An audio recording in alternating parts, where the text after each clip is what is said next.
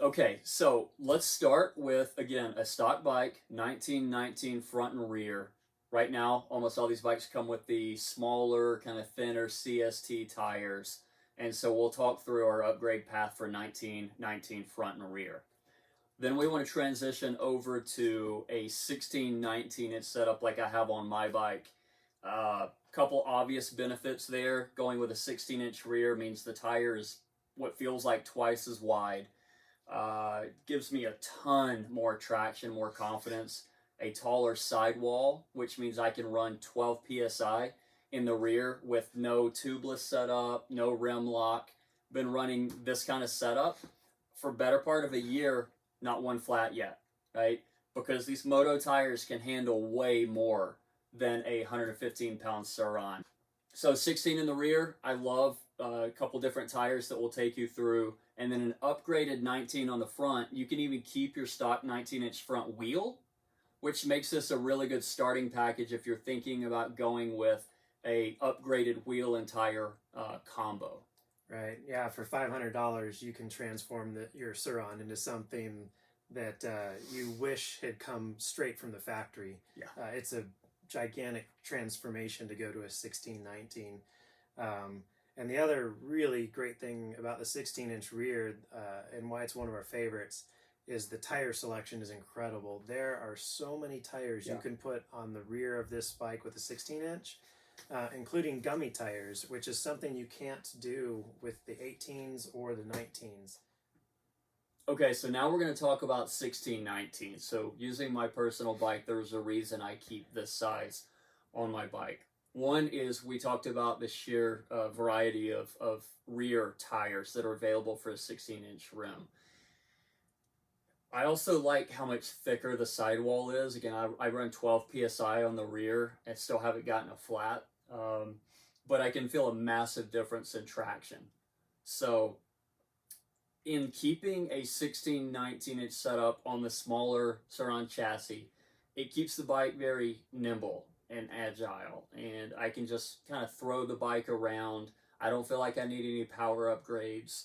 I can still ride pretty fast on it, but I can also climb whatever I want, jump.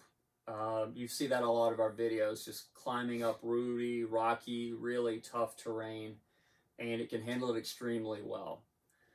So here I have a selection of a couple of the 16-inch rears. A couple of our favorites over time have been the Shinko 525 Cheater.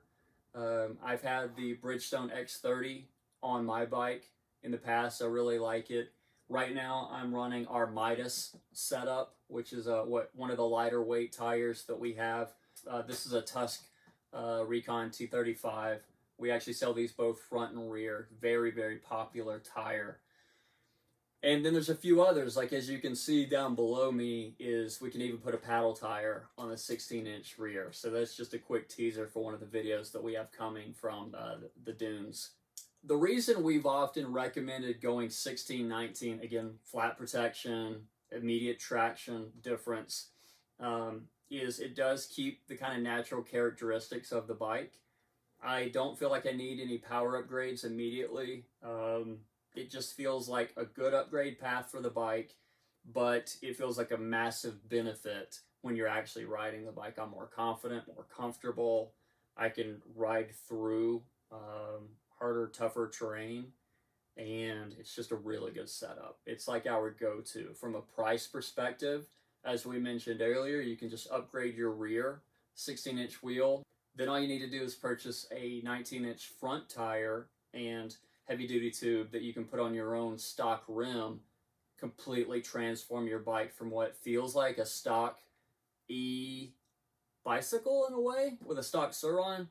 1619 will feel like an e-motorcycle or an e-moto. It really does make a massive difference.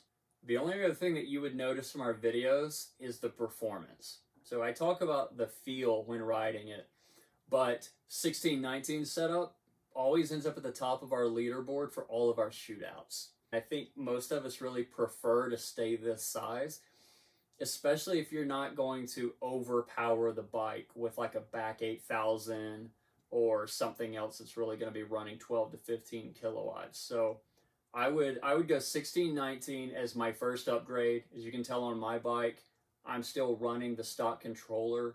I have several upgraded 60-volt batteries that I've been going through testing. I've already done a bit of my suspension, but I'm really, really happy with my bike the way that it is.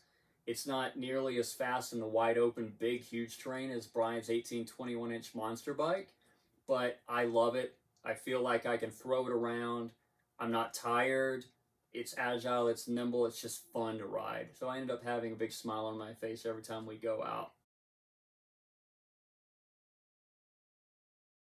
Okay, so one final question that we often get is, well, isn't a 16-inch quite a bit shorter than a stock 19-inch wheel? And it's not as short as you would think. We'll put up a quick video or photo kind of talking about showing the height difference. But one thing that we do recommend is a 0.75-inch riser length. This brings the rear end of the bike back up to its normal kind of stock height. Now, if the tire is ever so slightly shorter, it makes up for that in very tall sidewall height. So that gives you a lot more meat to kind of wrap around rocks and roots as you're riding, but again, gives you better flat protection.